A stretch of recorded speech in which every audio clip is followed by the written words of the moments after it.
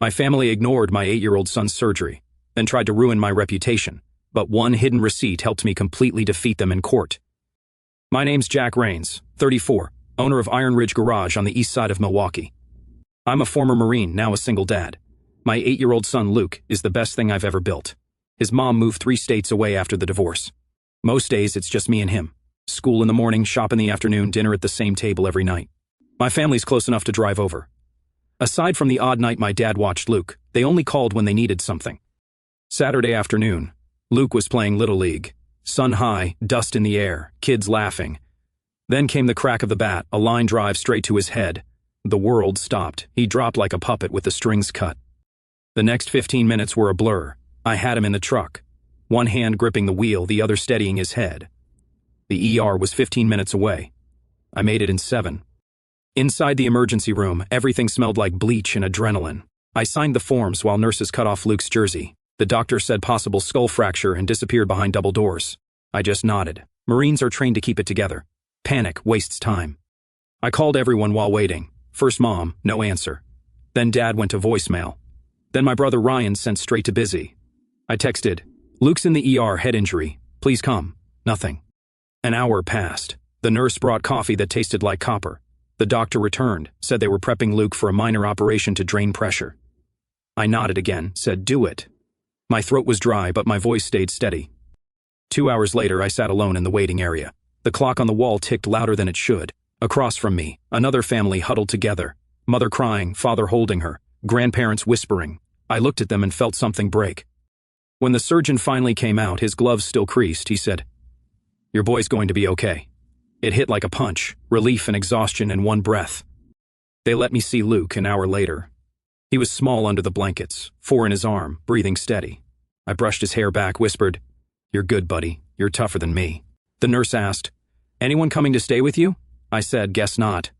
By midnight, the hospital quieted. I sat beside his bed with my back against the wall, hands clenched until my old scars ached. Around 3 in the morning, I went to the vending machine, bought black coffee, and scrolled my phone. The last 10 texts from my family were all the same. "Can you loan us $2,000? Ryan's business just needs a little boost. We'll pay you back next month." Nothing about birthdays, nothing about Luke. The nurse dimmed the lights, and I stared at the floor tiles until morning. Luke woke up just before sunrise. Groggy smile. "Hey, Dad. Hey, champ, you scared me half to death." He grinned weakly. "Did we win?" I laughed once. "Yeah, you knocked it out of the park." He fell asleep again and I exhaled for the first time in hours. We were discharged the following afternoon. I carried him to the truck, head wrapped, one arm around my neck. The nurse handed me papers and said, "Follow up next week." I nodded and loaded him in gently. Back home, I tucked him on the couch with his dinosaur blanket and cartoons. The house was quiet except for the hum of the fridge. I turned my phone on silent, left it face down on the counter. That night, while Luke slept, I walked out to the garage. The smell of oil and cold steel felt like home.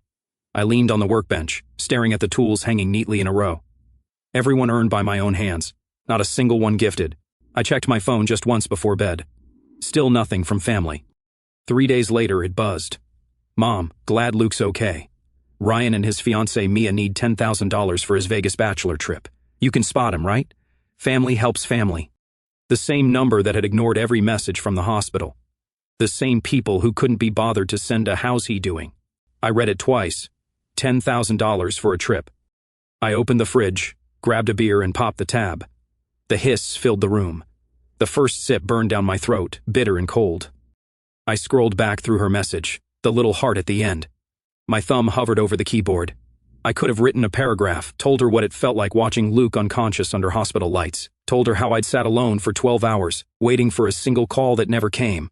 Instead, I didn't type a word.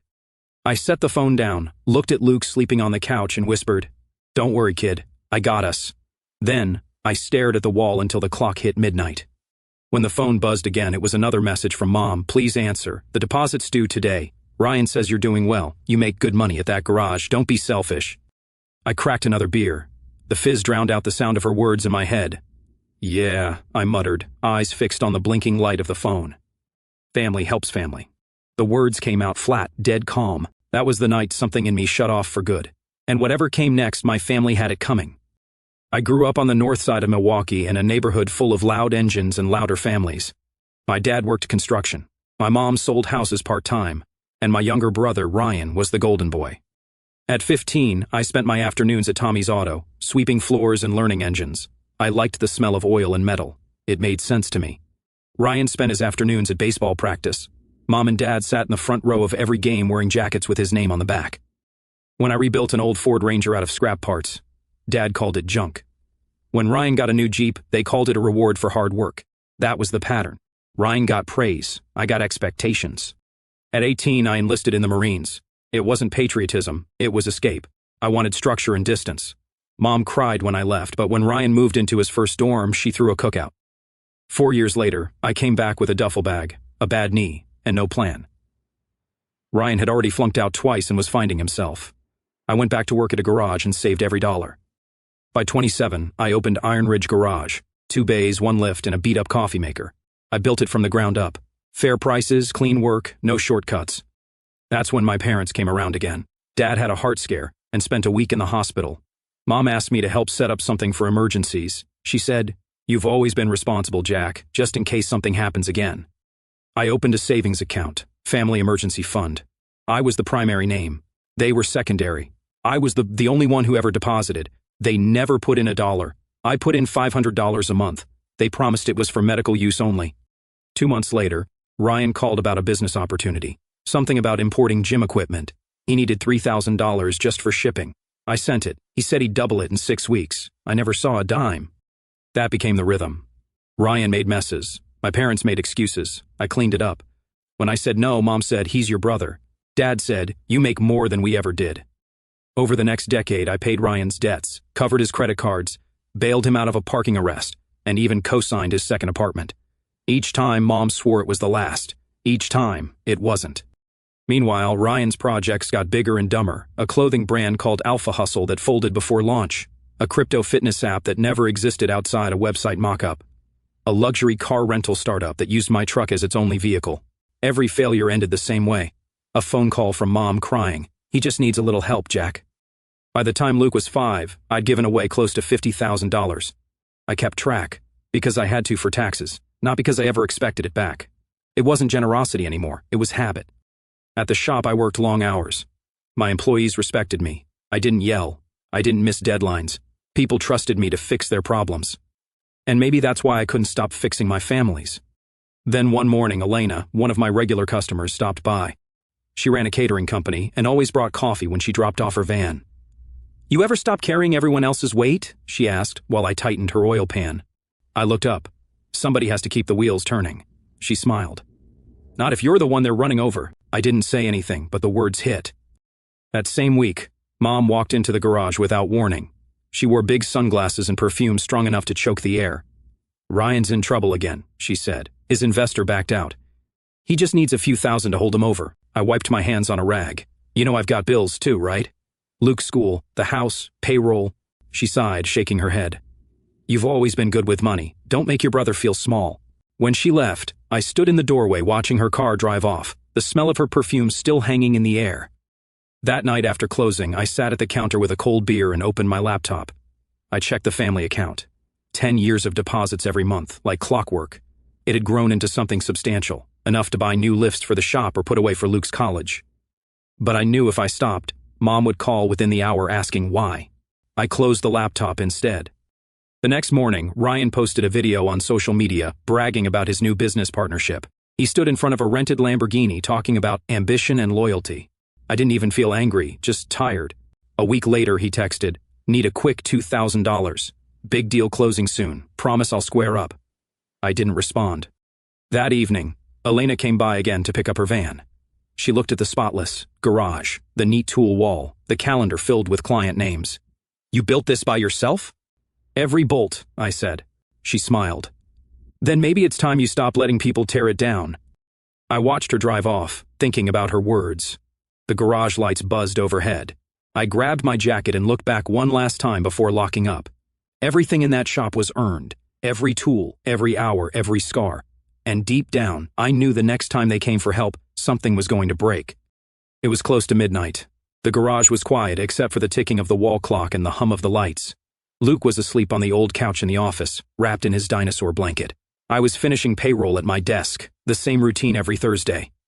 The smell of oil, metal, and burnt coffee filled the air. I logged into my accounts to transfer supplier payments. Out of habit, I clicked on the family emergency fund, the one I'd been paying into for years. I hadn't checked it in months. The balance didn't look right. It was too low. I opened the transaction history. Lines of withdrawals stared back at me. $400, $600, $1,200. All recent, each labeled with vague notes: family trip, hotel booking, Vegas deposit. The last one hit like a hammer. $3,000. Vegas deposit. I stared at the screen, jaw tightening. I scrolled through the dates. The withdrawals started 2 weeks before Luke's surgery. They hadn't even waited for me to blink before dipping into it. The blood in my ears roared. I rubbed my hands over my face, tried to breathe, but the anger burned clean. This wasn't an accident. It was theft dressed as family.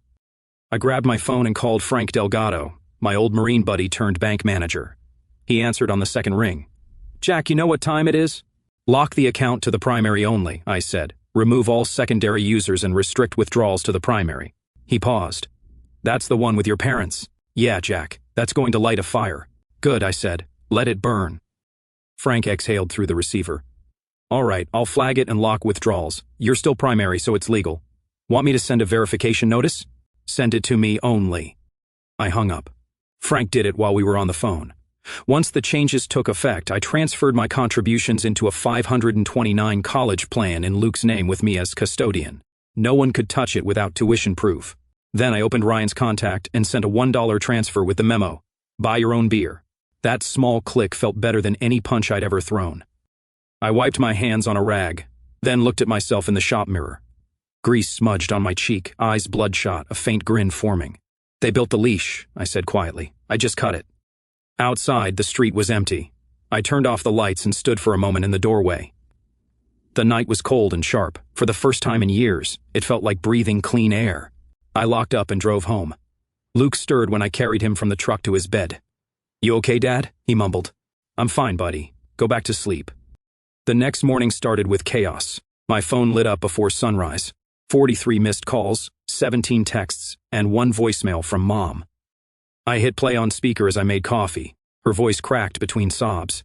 "Jack, how could you do this to us? Your father tried to pay a bill and the bank said the account's frozen. What is going on? You've broken this family's trust." Another message came from Ryan, "Real mature, bro. You always got to play the hero. Vegas deposit was part of a group trip. Don't ruin this for everyone." Dad's text followed, "You're out of line. We'll talk when you calm down." I didn't reply to any of them. I sat at the kitchen table sipping my coffee, scrolling through their words. Each message felt smaller than the last, childish, desperate, entitled.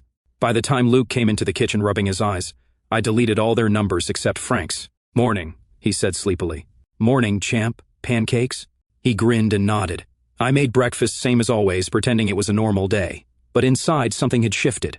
At the garage, Mason noticed it first. He saw the tightness in my shoulders as I checked the morning orders. "You good, boss?" "Better than I've been in a long time," I said. He raised an eyebrow but didn't push. The day passed smooth. Customers came and went, the smell of rubber and oil filling the air. By evening, I was under a lifted Dodge, tightening bolts when my phone buzzed again. Another voicemail from Mom. I ignored it. Instead, I looked around the garage. Every inch of it, every tool, every piece of equipment was mine, earned, paid for, controlled. For years, I'd worked like a machine while they took freely, assuming I'd never draw a line. Now, that line was burned into concrete. When I finally checked the voicemail later, Mom's tone had changed from tears to anger. "You've embarrassed your father. Ryan's furious. I don't know what's gotten into you, Jack, but this isn't how family behaves."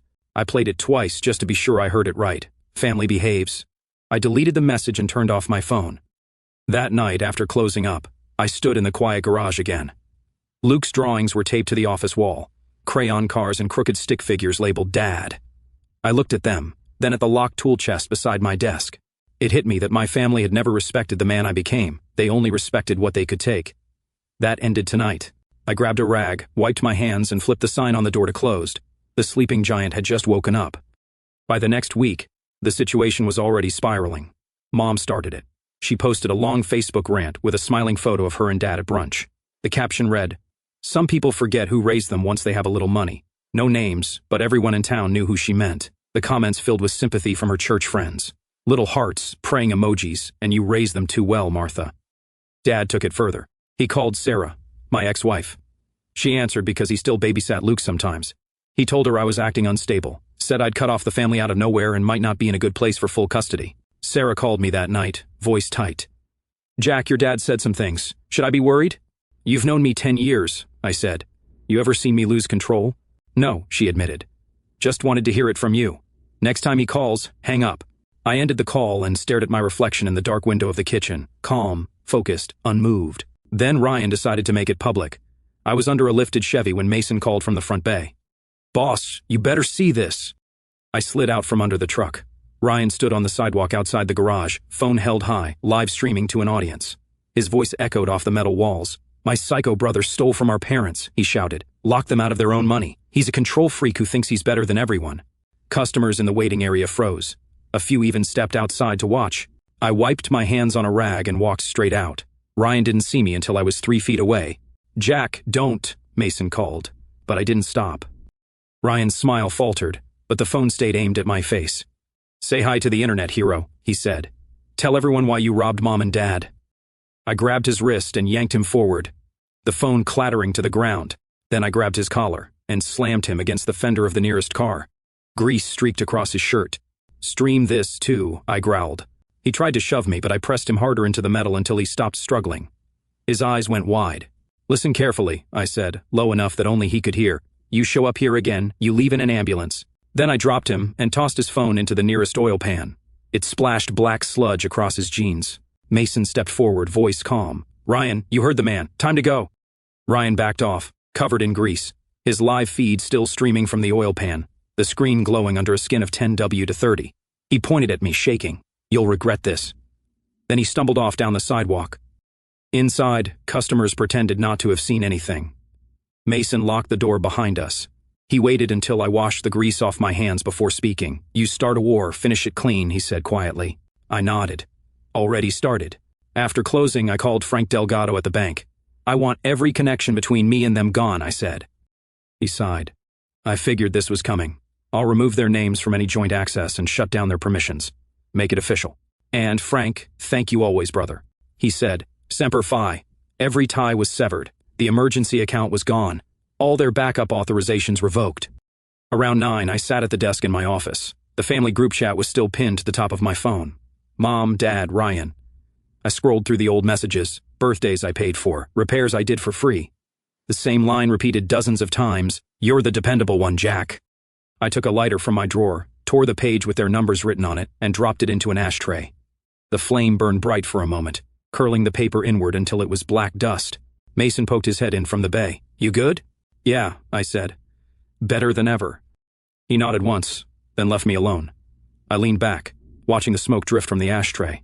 The sound of rain started tapping against the roof, mixing with the faint hum of the shop lights. That night wasn't rage, it was clarity. No more excuses, no more guilt, just clean lines and locked doors. By the time I shut off the lights and walked out, the garage was dark and silent. I glanced once at the oil-stained spot where Ryan had stood earlier. The switch had flipped. From here on, I wasn't fixing their messes anymore. I was finishing them. One day, my mom called. She said family talk. The invitation was polite enough. No accusations, just a time and place. I knew better, but I went. Mason rode with me and waited in the truck, hands folded across his chest like a sentry. The yard smelled of charcoal and cheap beer. A string of patio lights buzzed over a folding table, loaded with plastic cups and a half-eaten tray of burgers. Ryan stood near the grill wearing sunglasses at dusk, beer in hand, doing that practice swagger like he was on camera. Mia, Ryan's fiancée, hovered by the porch, uncomfortable. Mom wiped her eyes with a napkin. Dad sat back in the lawn chair with his jaw tight. They opened with small talk until it fell apart. Mom's voice trembled first. We just want peace, she said, voice full of practiced hurt. Dad's face went flat. Unfreeze the account, Jack. Put it back the way it was. I pulled a folder from the truck under my arm and set it on the table with a dry slap. Papers fanned out like receipts for a decade. I didn't look up. Here, I said. This is what peace looked like from my side. I dragged the top sheet forward. Bank statements, wire confirmations, dates, and memos. The number stared up like a verdict. $52,000. They stared back like they'd never seen numbers before. For 10 years, I'd been the quiet account, the one to call when something needed paying. Now the list was a record. That's 10 years of me paying for your bad decisions, I said. Ryan laughed, too loud. Big hero counting pennies. I owe my kid, not leeches, I answered. That set him off. He slammed his beer down hard enough to tip the cup and send a spray of foam across the table. Bottles toppled. A chair clattered. Say that again, he shouted. You heard me, I said. He shoved the table forward. It moved a foot and screeched across the patio. I didn't flinch. He shoved me hard, chest to chest. I stepped back once, hands open, the move of a man who's given a beating long thought through. Ryan swung. It was a wild, sloppy right that clipped my jaw and stung.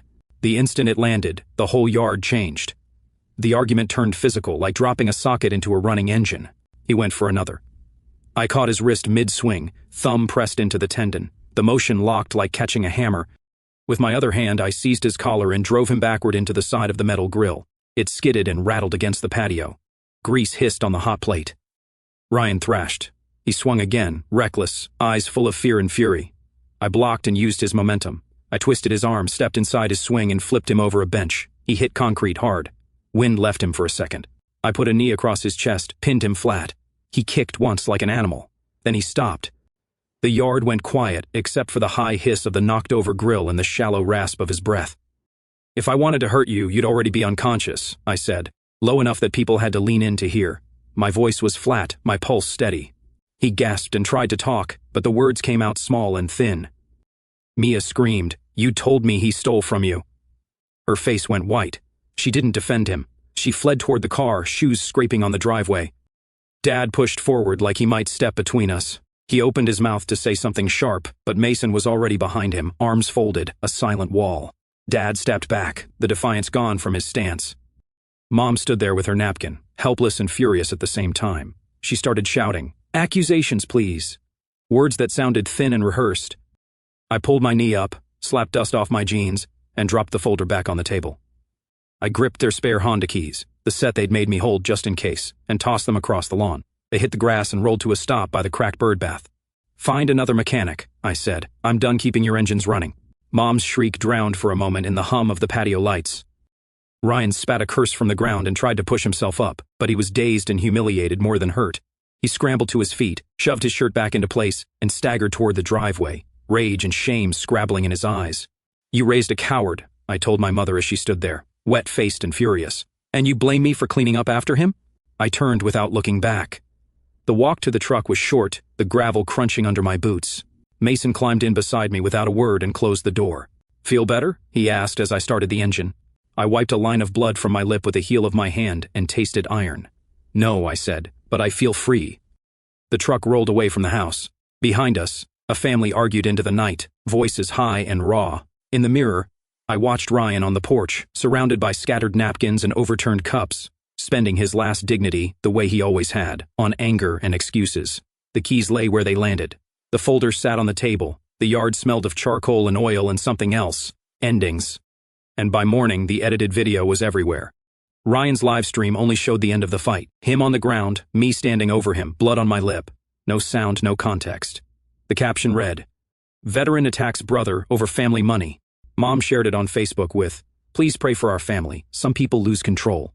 Dad commented, "We tried to help him." I didn't respond. I drove straight to the police station. Mason rode shotgun. I brought dashcam and shop CCTV. Frank added notarized bank statements. Inside, the air smelled like burnt coffee and paper. I walked to the counter. "I'm here to file an assault report," I said. A detective brought me into a small room. I set the folder on the table and hit play on the video. The footage showed Ryan shoving me, throwing the first punch, me backing off, then restraining him when he went for another. The detective watched twice before speaking. "This lines up with statements from the neighbors," he said. "You're in the clear. You want to press charges?" "No, just want the record straight." He nodded, filled out the report, and handed me a copy. "You did the right thing coming in first." Back outside, Mason smirked. "Handled clean. Let's see them spin that." A few days later, a courier dropped off a thick envelope at the garage. A civil lawsuit. Ryan and my parents were suing me for conversion of funds and emotional distress. I called Elena. She didn't even sound surprised. "I've got someone for you," she said. Carmen Vega, former JAG lawyer, doesn't flinch. I met Carmen that afternoon. Mid-30s, sharp suit, quiet confidence. She flipped through the complaint, then laughed once, short and cold. "They're bluffing," she said. You were the only contributor to that account. We'll bury them in receipts. She started writing motions right there at her desk. We'll countersue for defamation and harassment. They'll wish they'd stayed quiet. I signed her retainer without hesitation. That night, Dad made his next move. He called Sarah, my ex-wife, and told her I'd been charged with assault and was under investigation for theft. When I picked up Luke the next morning, Sarah's tone was careful. Your dad called. Is there something I should know? There's a report, I said, filed by me. Want to see it? I texted her the official police document. She read it in silence, then nodded. That's what I thought. He's manipulating again. Carmen added the police report and bank records to our existing custody file and notified the court so nothing could be twisted. They won't get near your kid, she told me. We're locking this down. By the weekend, my family's lawyer was feeding stories to blogs. Brother Sue's decorated veteran over missing funds. The goal was obvious. Ruin my reputation before the hearing. Elena refused to let that stand. We're flipping the narrative, she said. I booked you on a morning radio show. Talk about your charity rebuild for veterans. I went on air the next day. The host asked about the garage, the new apprenticeship program, and how Luke was doing. I kept it short and steady. No drama, just the truth. By the end of the week, the story had changed. Comments flooded in from old customers and neighbors. That man fixed my car for free when I lost my job. He's always been solid. Business doubled. The phone rang non-stop. Meanwhile, Carmen was dismantling their case piece by piece. She subpoenaed the full bank logs. The printouts showed a dozen unauthorized withdrawals from the emergency account, all using Ryan's card. One was labeled Vegas deposit. Weeks later at deposition, Carmen slid the papers across the table. Ryan's lawyer paled. Then came Mia's testimony. She showed up nervous, glancing at Ryan like she wanted to disappear. Carmen's tone stayed calm. Miss Collins, did Ryan ever tell you where the money came from? Mia hesitated, then said quietly. He said it was his brother's cash, that Jack didn't care. You could hear the air leave the room. Carmen closed the folder. No further questions. The lie collapsed. After a motions hearing and a round of filings, the judge reviewed everything. Videos, statements, bank logs. My family sat on one side, their lawyer whispering frantically. When the judge spoke, the room went dead silent. This court finds no basis in fact or law for these claims, he said. Evidence shows Mr. Raines acted in self-defense and was the sole contributor to the disputed funds. The case is dismissed with prejudice. Mom covered her face. Dad stared straight ahead, jaw tight. Ryan's hands shook on the table. Carmen nodded once. All over but the paperwork, she whispered. Outside the courthouse, sunlight hit hard and clean. Reporters waited by the steps, shouting questions. I didn't stop. Ryan tried to glare as I passed. Mia stood near the curb, eyes down, waiting for a cab. She didn't look back at him. 3 days later, Mason handed me the newspaper. The headline read, Family's lawsuit dismissed. Video clears local mechanic. Ryan lost his job that same week. Mia left him publicly, posting, Loyalty doesn't mean lying for someone who uses you. Mom posted another rant online. Long rambling, blaming fake evidence and outsiders. But the comment section turned on her. Maybe your son finally had enough. One woman wrote, Frank stopped by the garage that evening. We drank burnt coffee in the break room, the hum of air compressors steady in the background. You didn't win by hitting back harder, he said. You won by thinking 2 steps ahead. I nodded. That's what Marines do. He smiled. You're clear now. Let them eat their own mess. Outside, the evening air smelled of motor oil and summer rain. Luke laughed somewhere behind me, chasing Mason's dog around the lot. For the first time in months, I let myself breathe. No guilt, no weight, no leash. The war was over, and this time, I hadn't needed to throw a single punch to win. 6 months later, the world finally felt quiet. The lawsuits, the noise, the gossip, it all burned out. What was left was clean steel, hard work, and peace. Iron Ridge Garage had doubled in size. I opened a second location 2 towns over with Mason as my official partner. His name looked good next to mine on the sign, Raines and Cole Automotive. The new bays gleamed with fresh paint and new lifts. I still worked the front line. Grease on my hands, sleeves rolled up. Business was steady, loyal, and honest, the way it should have always been. Luke spent weekends at the shop, sweeping floors, cleaning parts, and calling himself junior foreman. He wore his little Iron Ridge cap like a crown. His grades were up, his laugh louder, and sometimes I'd catch him staring at the framed newspaper clipping about the lawsuit, grinning like he knew exactly what it meant. Elena was part of everything now. She ran the numbers, kept the books clean, handled customers, and kept me grounded when the work piled up. She didn't fix me, she just gave me the space to fix myself. The chaos was gone, the sharp edges had softened, life finally had balance. My family stayed silent. Mom and Dad sold their house and moved north to some small town near the border. Ryan skipped state completely, working odd jobs under fake names. No calls, no visits, just distance, and that was fine by me. One morning, a letter showed up at the shop. Mom's handwriting. The return address said Green Bay. I turned it over in my hands a few times before opening it. "We never meant to hurt you," it read. "Families make mistakes. Maybe one day you'll understand that." No apology, just another excuse wrapped in guilt. I folded it twice and tossed it in the trash. Later that afternoon, I framed a crisp $1 bill and hung it above my desk. Below it, a small brass plate read, "Debt paid." Customers sometimes asked about it. I just smile and say, a reminder to close accounts when they're settled. Spring came around, and with it, Little League. Same field where everything started. Luke at bat, sun bright on the fence. I stood behind the chain link with Elena and Mason. Cap pulled low, arms crossed. The pitch came fast. Luke swung and the crack echoed across the field. The ball sailed over center field deep into the grass. The crowd went wild. I shouted louder than anyone. Mason filmed the whole thing, laughing. Elena clapped until her hands were red. Luke rounded the bases, beaming. For the first time, I looked around the bleachers. No old faces, no ghosts from before. Just real people. Neighbors, friends, KO workers. People who showed up because they cared, not because they wanted something. The noise from the stands felt different this time, real. When Luke crossed home plate, he pointed at me, grinning ear to ear. I nodded once. That was enough. Back at the garage, the rhythm of life felt right. Elena and I launched a veteran apprenticeship program, a training space built into the new shop. We brought in returning service members, taught them how to rebuild engines, manage inventory, and run their own businesses. Every morning, the shop came alive with laughter. The clank of tools and old rock songs from a dusty radio. The smell of oil and coffee mixed with something stronger, purpose. One afternoon, Mason leaned on the hood of a car, watching the apprentices work. "You finally building something that doesn't break," he said. I tightened a bolt and smirked. Not this time. That night, the garage was quiet except for the hum of the neon sign outside. I wiped my hands and looked around, a framed dollar above my desk. Luke's crayon drawings taped beside it. Stick figures labeled me and Dad. I took a slow breath. "They thought cutting me down would keep me small," I said under my breath. "Turns out they just cleared the ground for something stronger." I shut off the lights and stepped into the cool night air.